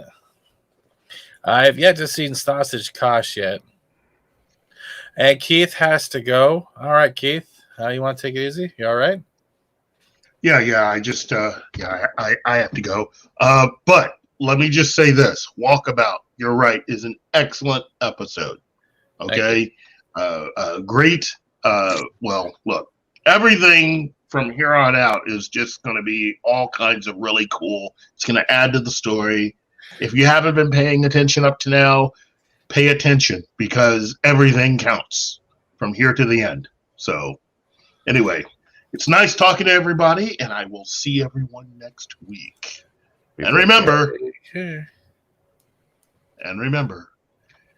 it's all good, even in Greekness.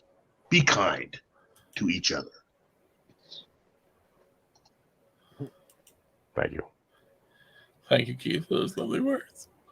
No. What he said, he was totally correct because all I know is I'm watching this and I'm like, that episode that we just covered happened. I'm like, oh my God. And then I kept watching and I'm like, more things are happening.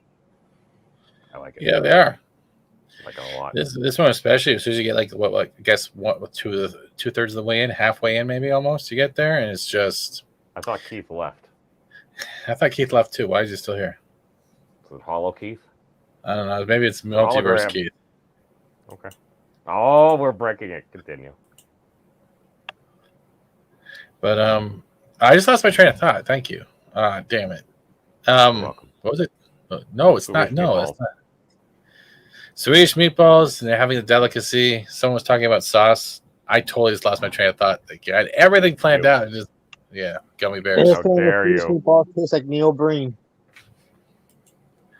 And Neil Breen is it's their delicacy for the Narns. That's their Swedish meatballs. Yeah, everyone seems to have a Swedish meatballs. They're very tasty. But okay, quick overview of the synopsis, Stephen. Go. Pardon? IKEA has Swedish meatballs. Aside from the meatballs. Aside from the meatballs, pretty much they're meeting down. You want a summary of the whole episode? Well, I mean, Uncle Keith isn't here, so. Oh my God, you're gonna throw that on me now? Jesus. How dare I put you in charge of your show? Yeah. It has a really cool song in it that I shared with you earlier. Oh, yeah, that comes in later on. But Franklin's on a walkabout, which pretty much he's on hiatus from his job. He's on a hiatus from everything that becomes responsibility, and he's only focused on one thing, to find himself, and also because of that addiction he has to stims. So this is all kind of falling into him, I guess, trying to find out his purpose, not just being Stephen the doctor or Stephen this. Who else or what else is he? And that's the whole point of this walkabout through the station, because he can't really go down to Australia. It'd take a while. He's on a sabbatical. And while on sabbatical, he's getting a few adult beverages, and then he feels a certain kind of way about a certain kind of lady that's singing him some magically music. Yeah, I'm getting that. Garibaldi looking for him too.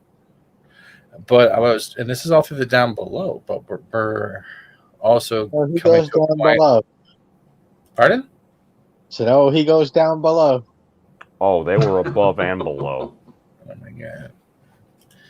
I don't know what's happening anymore. So yeah, they're talking about Swedish meatballs. And then we also seen Londo freak out about a Narn cruiser, yada, yada, yada. I'm doing the yada, yadas because I can, unless anyone else has something else to add. And it's pretty much, we're seeing the story on one person and a story following on the main storyline at the same time. And this is including Sheridan saying he wants to go off and try something by himself. He would like to have some support. Narns are the only ones that are not throwing support down. And this is pretty much the whole telepath thing. We're reintroduced to, I guess, Lita Alexander again for the first time in a couple episodes after the death of Kosh. Anything having to add? I'm not talking the whole time there. No. Well, in a more real way, this is the first time we get to see that Kosh was a unique, in many ways, Vorlon compared to the other ones, where he actually cared about the other races more than Elkesh did. And Mountains confirmed what I was saying, and it was Elkesh. So his name is Elkesh? Yeah. For our purposes of differentiation. Purple Kosh? Did you? I mean, it sounds better than BDSM Kosh. He's not gentle. And we also have the whole thing is they. Do you think it was a forced ignorance, or they didn't understand that the guy was just taking over Kosh and they couldn't get what he was just trying to say in a simplified form? And the way they're saying, no, Kosh is gone. Like, no, I am Kosh. They're not picking up in a way. Was that feeling like we just don't understand the delivery of language? Or do you think they was just like a little like, haha, not getting it, stupid kind of joke with Straczynski in that aspect? I just mumbled that whole thing, didn't I? A little bit. I got no marbles in. That's the weird stuff. I'm trying to say is the whole misunderstanding between Sheridan, Ivanova, and New Kosh. Do you think it was a play like a type of humor that with language barriers, or do you believe it was more like they just didn't get it? I think it was an abject arrogance on the Vorlon's part, where you are not worthy to speak my name, so you call me Kosh. You call us all Kosh. That is so weird. All right, cool. All right, so we're talking about. Sorry, all I saw was SCP's Foundation, and I got sidetracked. So we've done through this. The Kosh, we know, it took him a while to get violent with humans. This Kosh is choking people like Darth Vader. Right. Well, I think it's more like they're not used to change, and Lita says this. They're not accustomed or accepted the full loss of Kosh or one of their own in quite a long time, right? So yeah, in their own ways, they're probably acting out depending on the type of Kosh or energy being and how they are. I'm calling it energy being because that's what I think they're closest to. But you can tell by the light on this Kosh. I think he's still either in mourning, he's either in anger, or he's pissed, because usually you don't see the red light on Kosh's suit, do you? The original Kosh. I tend to think this Kosh is a dick. Well, he is a dick. Well, I think he's on edge because he knows he can get killed. The station's not really safe. Yeah, a lot of Vorlons haven't. Yeah, they even said it before. It's like they haven't had another one of their members perish in a very long time. This is something that don't happen. He'd be an angst. He's probably pissed because he has to put himself at risk going to the station, by himself. Oh, that is a good point. Because they did start engaging with the shadows and stuff to get Sheridan, a desperate man, his victory, and yeah, cost Kosh's life. He drew the short straw. That too. Yeah. Well. He's the Londo version of the Vorlons. That could be true too. Yeah. Oh, that was low. Yeah, he's bitter. He's like, I have to go Babylon 5. Why? What did I do? You do what? No, he's like asking what did he do to get put to Babylon 5. He has to replace Kosh, the one who got murdered. You drew the second shortest straw.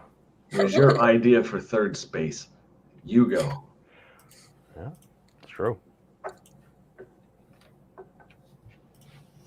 right, go on.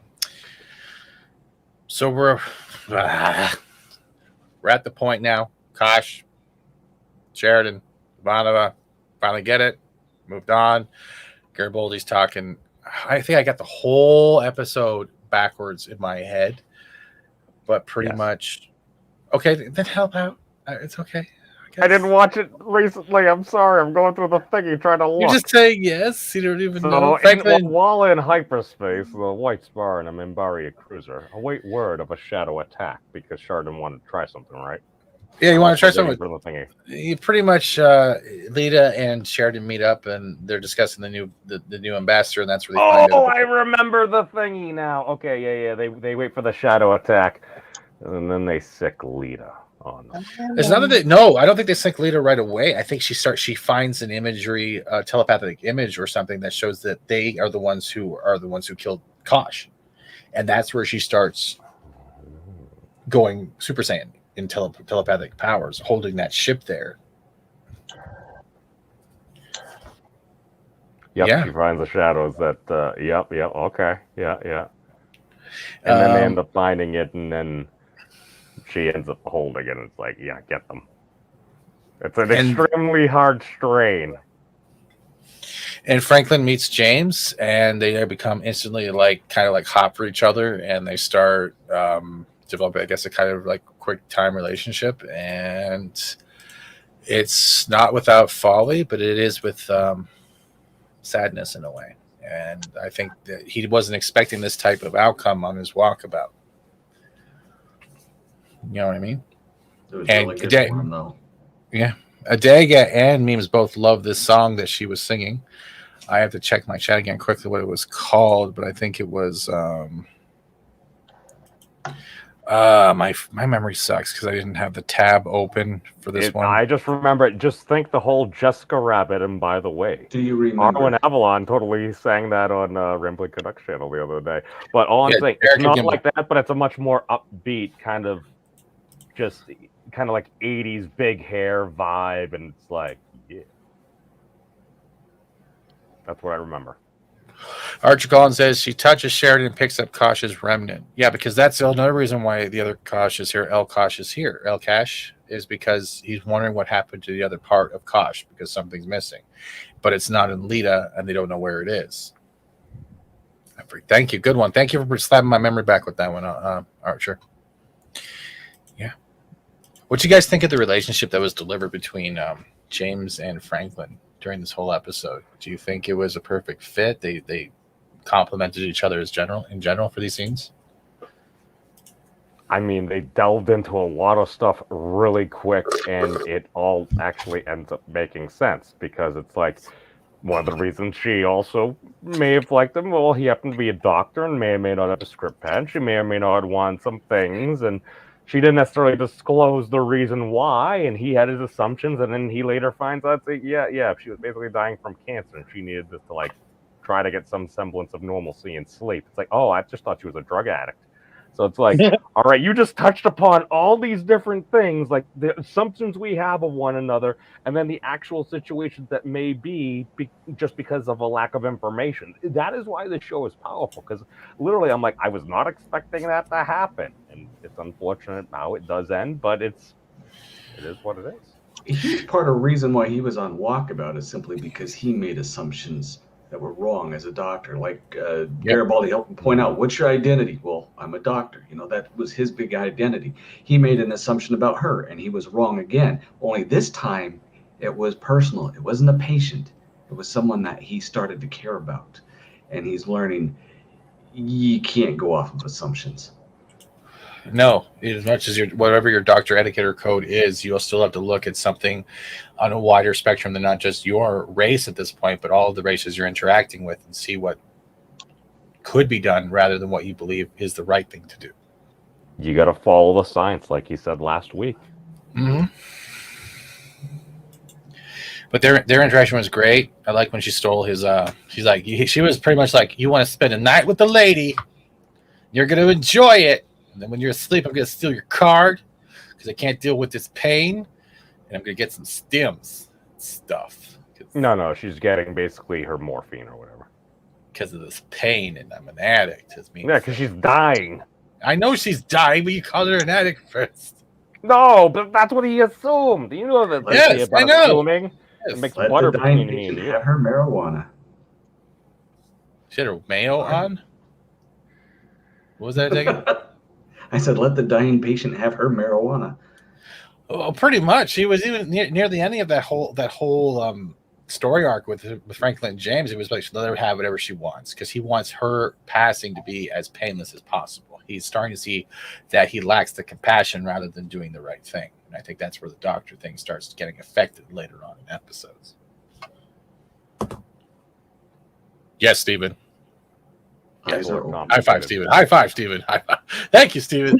It's a wide up right there. I don't know. Oh! You want engagement from other things and people. And see, this is the reason why we have Keith around. He has such a vast array of knowledge. It can go on forever about this. It's a wonderful thing. Excuse me, ladies and gentlemen. This is for the panel. Would any of you like to add to the conversation or have any points that I have missed so far in this episode? Thank you. Oh, and Spill on aisle 4. I like your sexy ASMR voice. You should do it more. Thank you. ASMR scares me. Monkey, what are your thoughts on this episode? I thought it was funny. It was like a lighter episode. The crazy thing is you can actually say that, and on some levels that makes sense, even though it literally does lead to somebody's horrific death or horrible incapacitation and stuff. But as far as the reference of Babylon 5 in general, we don't see thousands of people being murdered. So, yeah. Actually, technically, those mass drivers effed up a lot of people.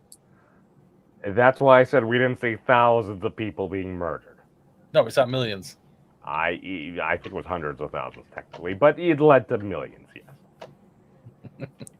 I was trying to be more conservative. I apologize. No, it's okay. You don't need to apologize. It's all good here. But yeah, I think they were a great little storyline, and we're also getting seeing that the telepath coming from oh my god, I can never say his name. Is it the Shaquan? Jakar's pretty much prophetic or religious text. Jaquan. The Book of Jaquan. Do not tap on the Book of Jaquan. It's disrespectful. Yeah, it's disrespectful. But the whole telepathic thing that was laced on in early episodes, the Sheridan actually wants to test this to see if it does have any effect. And lo and behold, not only does it have an effect, Lita loses her synaptic cools and just goes to town on that ship, just like holding it in space. It's literally like watching Professor X going, or Magneto just holding Wolverine in midair. The thing that bothered Miss Talman's eyes so much now, I actually understand what she was talking about. I'm like, whoa, she's going full freaking Genjitsu and stuff like that. It's like, all right, well, Sasuke, you can use your eyes and stuff like that. She is like, oh my god, I wonder if that's where Naruto got the inspiration for having them bleed from their. Oh wow. The Maestro strikes again. Continue. Kate, what were the cool decorations here? Not much. It's a very soapy episode to me, so it's kind of like, It's like the actress. What are your thoughts on the contacts and stuff like that? Like as far as adding to the character? Or? I have no. I mean, it's interesting that they do that, and I now that I know it's the whole thing, and it's painful, and I'm just like, oh, gross, just gross. Just do it with a computer. Oh my god, it's actually it reminds me a little bit of like when a great white shark goes in and it's getting ready to eat something. A white film rolls back on its eyes and stuff to protect the layer. So, whoa, she's got that and gills. Wait, does that mean Miss Talia is an other kid? She's part of the furry fandom. I'll have to ask her about that. Can we not imply that thing so early the week before? She seems very open. You're making fun of the champ. I'm just saying. Maybe it's we're making fun of Gary. No, Keith was making fun of the champ. You were both engaging. I was. Yeah. But I have nothing to do with it. I like swear. Michael Jackson. There's a difference, okay? No, I was making fun of Michael Jackson. God rest his soul. Sorry. We're all going to hell. Yes. Yeah, we're going on the because I'm a girl and I'm white. South Park. Thank you. All right, it's got weird. Memes calls out everyone. He does. That's why we put him on mute. Personal says, memes of destruction. Speaking of voices, ever thought of doing audiobooks? Your voice would be perfect for Neil Gaiman or Pratchett. I would buy it. I have considered it. I did a small spot on a Christian rock radio station my friend worked for like a decade or so ago. We gave away some jazz tickets. It was fun. That was a great ending to the story. I liked it. Yeah. But what about the Book of Mickey Mouse? Oh, wait. That was Enemy Mine, and never mind. Well, I think that was Fantasia. What? He became better at his magic later, and then everything didn't go as crazy. An enemy mine, it was also. Yet they still the have Holy Book. Steamhouse Mickey on the game, or at least like 6 months ago they did. I'm like, you really think you should still have Steamboat Mickey in like your modern app game? I'm just saying. Steamboat Willie? Yeah, it was kind of a... Yeah, and as we get back in, we're now on the bridge with Sheridan, and we're seeing four shadow vessels literally coming for the White Star. Pretty much wipe it out, whatever. But and they begin going. They start fleeing. They have to flee. They're trying to get things working out. 3 of the ships are like, because of the other ships there, they have the Mollari telepaths, and it holds them in place. The fourth, that's the one Lita handles, and it's just then she goes crazy, and they started seeing reinforcements eventually showing up. We've already dealt with the fact that James has now been found with the identity card, and it wasn't because she was trying to rob him because he was a doctor. It was because she couldn't deal with the pain no more. It was that bad with, what was it, the neural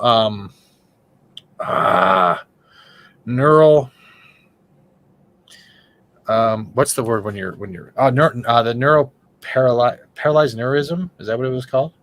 It's a made up syndrome. Yeah. But it was parallel a neurophylaxis. That sounds good, right? Neurophylaxis? Sure. Okay. Neurophylaxis. And I think this is the first time in an episode. What? It's a neuromolasses. It's right next to the syphiliac. Yeah, that's it. And awesome one says, I have Mexican shredded cheese mix. Mexican mixed shredded cheese. Good for you. Phantom says, lose the banana, add some provolone cheese. What is going on here? Why are you guys talking about sandwiches? The relationship between Franklin and that woman felt more like 2 people circling the wagon against the demons of their separate existence than anything deeper. In my opinion, very well done. I'll give you that one. And Clark did everything wrong. Someone says, what do you think of sourdough bread with salami, banana, and horseradish? I think you need help. We seeded the algorithm early with sausages, owls, and tacos. Cheesecake is pie. Please discuss. Get out of here. What's wrong with you? What you're talking Cake's about. in the name. It can't be pie because it's cake's in the name. No. It has crust. Therefore, Cakes it's can have pie. crust. No, A Monster Girl said so. I'm going with the Monster Girl. No. Cakes can have crusts. It's more like brownies. Depending on how you make it, it essentially has a crust. Category theory. It's actually all logic. It's technically kind of math. But a lot of math actually doesn't have numbers. It's very interesting. Mm-hmm. Yeah, it's called algebra. It's Satan. Wait, what? Cheesecake is the marsupial of the baked good world. It has its own category. Ooh. Even though the Does name it have is screwed pockets? up. Does it have pockets? Because that's usually how I define cake with the airy pockets. It should not have airy pockets because it'll lose its structural integrity. That's why a pumpkin cheesecake just doesn't work. The corp is mother, the corp is father. Not for Leland Alexander. It's Vorlon is mother, Vorlon is father. Don't piss them off. She got choked the hell out by Vorlon goes inside you. Vorlon leaves you. Experiences. Hey, may Des, vary. welcome. I know you're so very late. You need to use the rabbit from Alice in Wonderland next time. I am so very, very late. I'm late. I like that. Nobody rabbit. watched. I like that rabbit too. Well, I love it. I watch that far too often for far too many. Never mind. Too many what? Continue. Well, thank you. So now we're seeing ships being held by telepaths, and eventually it leads to a point where reinforcements from Jakar show up, and it's the first time we see shadows flee. Well, not from Jakar rolls in, and then they just fire the pew-pews and the ping-pings, and then they wreck the shadows. He So hand sounds like, solo. oh my No, God. he didn't. I don't even think they fired a shot. They just flee, didn't they? They just pretty much came with According hand to the solo. thing I'm reading, they at least destroyed one. Okay, destroyed one. But all I could say is he came in with a Han Solo style, without his Chewie. Just narned in there. It was good. All right, everyone's talking about cheesecake in the chat now. What the is happening? What did you guys do to my pie cheese? What is that? That would just be like a whipped cheese pie, cream pie. I thought that like was a French salad, but not. So like, right? It Cheese Whiz in a pie crust with a little bit of whipped cream. You just made yourself a new item. Really no, it's a cream pie thing that isn't French or isn't like a chocolate base. So That's Steven Seagal's whiz pie, cheese flavored. Ew. That's sad. But it's not very good. It sounds like y'all are just reading through 1950s through 70s cookbooks full of random crap that you should never actually Google because you might get scared. And I'm not joking. That is a real truth. Why do I feel like you've read one of these books? I haven't read them, but I've been on the internet long enough. Percival jumps in with Steven. Lita's face in this pic says, "What? The shadows ate the last piece of pie? It will cost them." Yes! Yes! That's beautiful. I like Bruce behind her, but like, hey, I'm not getting in the way of her. He's looking dead. I'm glad she's on my side. Don't F with the fire. And we got Archer Collins saying, "I am not on the Gadok, Captain, and I brought some friends, and thus the ISA moves one step closer to the edge, and it isn't going to break." See what I did there? All right. I just threw up in my mouth a little from that description of recycling. Hey, if you want to put cheese whiz in a pie crust with lemon meringue frosting, go for it. That's I'm not Steven Seagal's cheese Mr. Wizard pie. Why are you calling it Mr. Whiz Pie? Steven Wizards? No, it's called the Whiz Seagal. The Whiz Seagal? Seagal Whiz. You just getting this shit for a video later? Is that why? That's Steven Seagal's doll. I ain't doing this. No. I'm not falling for the memes of memes. We got Darth Stallone. Then we got Archer Collins saying, "I hope it's not a sausage." She's ew. That's on Arwen's birthday stream. Was it sausage cheesecake? Sausage all right, let's get bitten. All right, cool. Anything else you guys want to add before we start wrapping up this episode? Because we're getting close to the 2-hour mark, and that's our normal time frame to be like, you know. Don't everyone start at once, you know? It's you like need to change this image. I don't want it to be as awkward as it could be next week. There you go. Okay, all right. I'm sorry that I find that picture very attractive. No. Is that better memes? Does that work for you? Is that a little better? I'm going home. I'm sorry. I'll get there. Hold on. No. Oh, God. There we go. No, that's the wrong episode. No. There we go. Are you good now? Supposedly awesome one sausage or cheesecake is global. I really can't read today. The network is growing. Okay, does anyone have anything to add before we start doing the ratings for this episode? It's growing almost like Steven's waist. What the fuck is the going only on? thing and maybe Mountains or somebody else would know because I haven't found it, and it's probably just because I haven't looked hard enough. But at the beginning, when his ship shows up and Sheridan's on the forward cargo stabilizer, it shows something to him. And for the life of me, I can't remember or know if that was ever revealed what the Vorlon ship was showing him. There's a vague memory in my head that there was something that came out, but I don't remember. Essentially, it's words of some kind, and it's right. Looks like gobbledygook Sanskrit, essentially, because it's not very Arabic looking, but it's not Sanskrit looking, and it's some kind of word. Or statement. Yeah, it's actual Vorlon writing. You can get the font for it, but I thought there was an interpretation of what that actually meant. The writer or whoever, they put it on there for a reason, but I can't recall what the interpretation was. I have no idea. I'm surprised it's not in like the encyclopedias. Nah. I thought the Book of Jaquan was the Book of Jaquan. It was kind of like making Elvish and stuff like that in Lord of the Rings. It's like Tolkien literally just made up like a whole new language, just basing it off of this. It's, I don't know. I didn't study the Book of Jaquan. I apologize, Jakar. Yeah. Anything else before we start wrapping up? I don't like BDSM, Kosh. Yes, we know that. And your pie cheese. Yes, we know. Your cheese pie. You hurt Miss Tallman. I just like it. Okay. But with that, I'll give this one at least an 8.5 to a 9. I did enjoy it. I got to see a little bit more shadows and White Star battles. The use of telepathy as a weapon to disable them is not brilliant, but it's kind of smart writing, and I like that because it gets you kind of thinking outside of the box of normal space battles with the pew-pews and the proton torpedoes and all that crap. I agree with you. I'm going to give it an 8.5 too.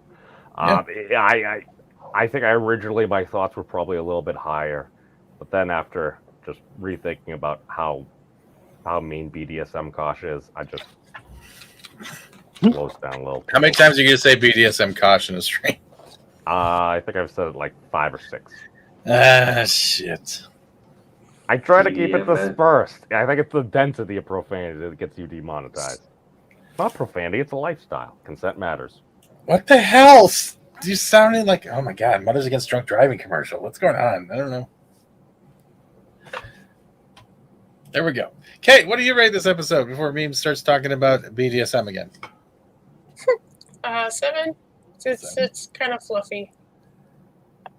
Is it more the Franklin relationship with James that makes it fluffy? I think so. I get the point because they're trying to move his story along, and the space battles. It's like we're experimenting is what they're really doing. We're trying to figure out how we can poke at this thing that could kill us instantaneously, so we're told, and get away. That's a good one. I'll take that. That's actually a good answer. And hello to you, Kaylee. Hope your day is going well. Nice to see you. We got 7 from Das Wolfen. Memes, we already got your rating. So, Dig, what would you rate this episode? A high 8. I liked just I think it's from realizing the doctor and the human in Franklin was a big thing for me. Anytime you could see a pissed off Borland, I thought was pretty cool too, even though it hurt Lita. Forced going in 8.63 after that comment because the Franklin it was powerful. Plus, it had a cool song. Yeah, and Bear's destroying sausage memes is there you go. Oh no. Yeah. Thank you, Cubus. I appreciate that. And we got your rating. So what about you, Jeebus? How many V-Bucks? How many V-Bucks would you rate this? 800. Oh, got it. Translate that from 1 through 10. So it's an 8. So it's 800. It's 8 out of 10. That's not bad. Anything you want to say before we start closing up shop?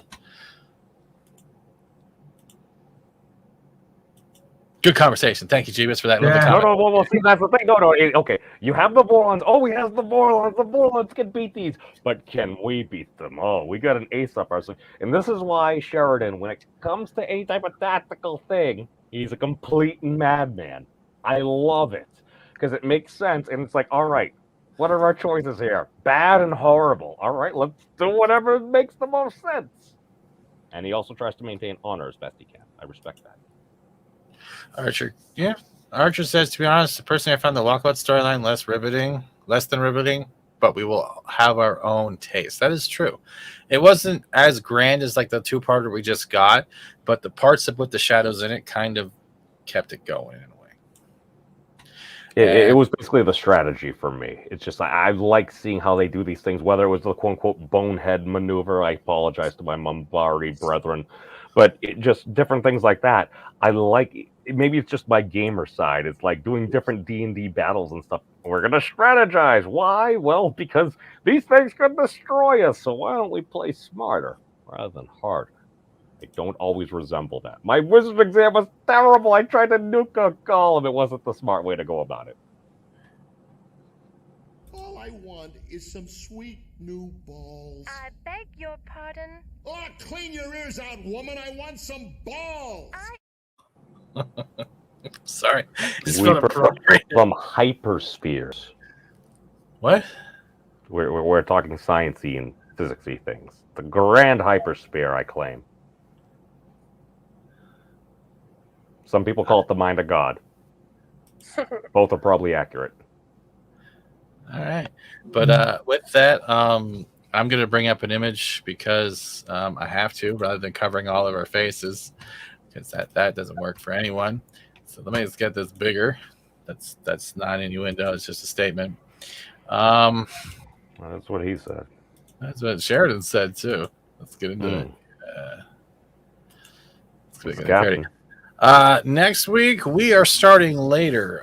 We're probably going to go live. She's going to join us at 5:30, so we're probably going to start 5 p.m. Eastern. I will set the proper schedules up on the StreamYards when I can.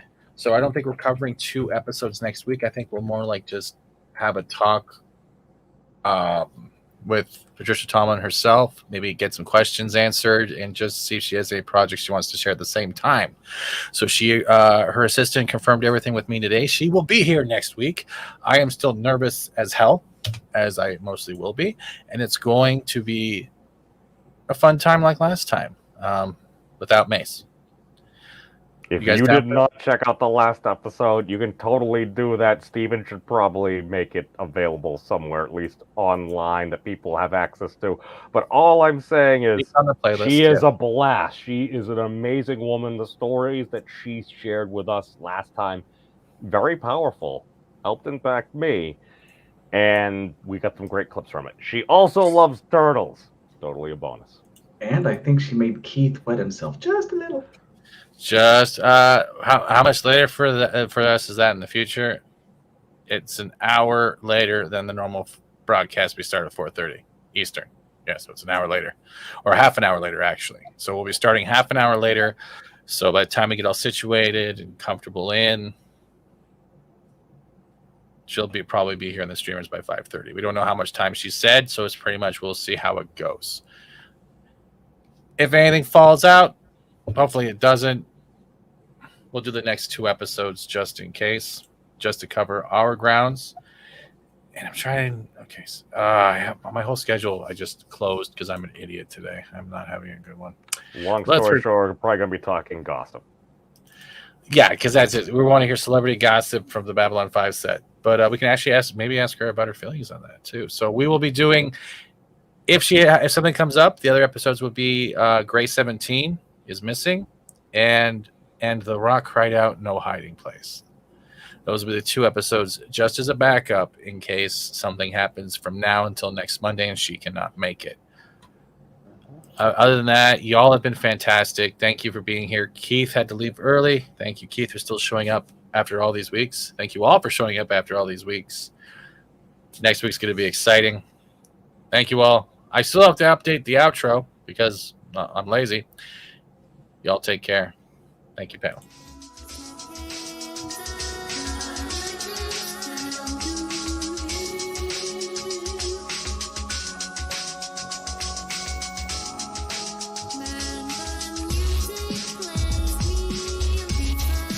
Famous person's actually coming back.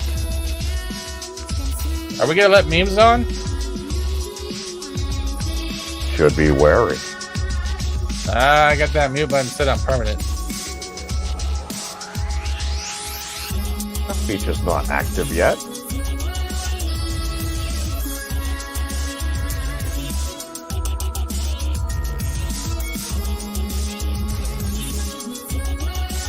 That's for you, memes.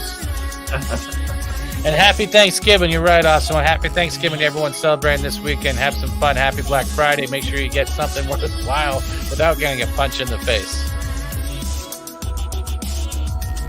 Merry Thanksgiving. And happy Easter Cup.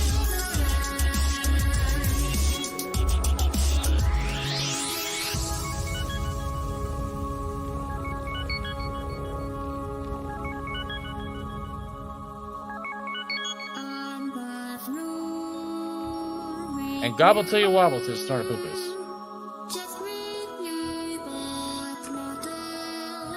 thought he was eating sausage. Oh, it's turkey sausage. I get it.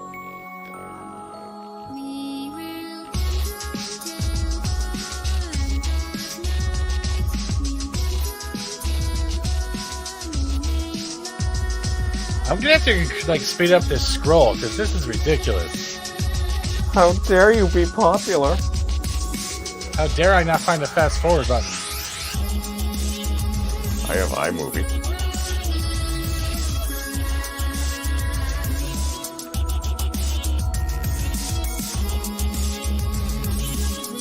This stream is brought to you by Master Grifter. Don't steal content without it. Don't steal content without it.